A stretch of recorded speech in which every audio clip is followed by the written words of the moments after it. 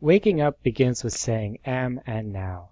That which has awoken then lies for a while staring up at the ceiling and down into itself until it has recognized I, and therefore deduced I am now.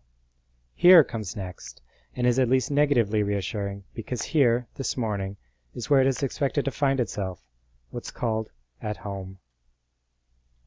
These are the opening lines to Christopher Isherwood's 1964 classic, A Single Man. They seem as strange and uncomfortable to me now as they did when I first read them, and for that it has become one of my favorite pieces of prose. The story was adapted into a film of the same name in 2009, directed by Tom Ford, and while it is a visually stunning piece, I think enough is lost in the translation that it has become something wholly different from the original text. Though not autobiographical in a strict sense, A Single Man draws heavily on Christopher Isherwood's own life experiences to simultaneously construct and deconstruct a day in the life of George, a gay, middle-aged professor from England who has been living and working for the past many years in Southern California.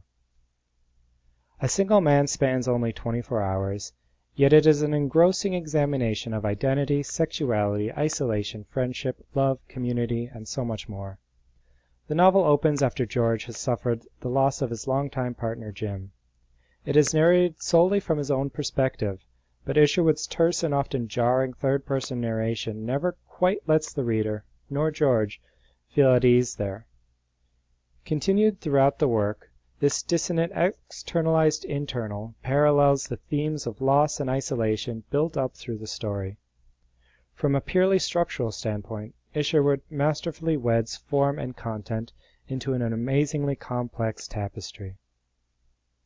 Written in the 1960s, the themes of the story are incredibly relevant today as people seem to struggle more and more with defining their own identities and figuring out how they as an individual can fit into us as a society. Throughout A Single Man, Isherwood explores these questions by looking at George's various connections to the world around him. His outwardly congenial, yet horrendously uncomfortable relationship with his perfect suburban neighbors. His deep desire to connect with other minority communities tinged with classism and racism. His struggles to keep his professional and love life separate, and his struggles with his friendships, both with those whom he loves and those whom he hates.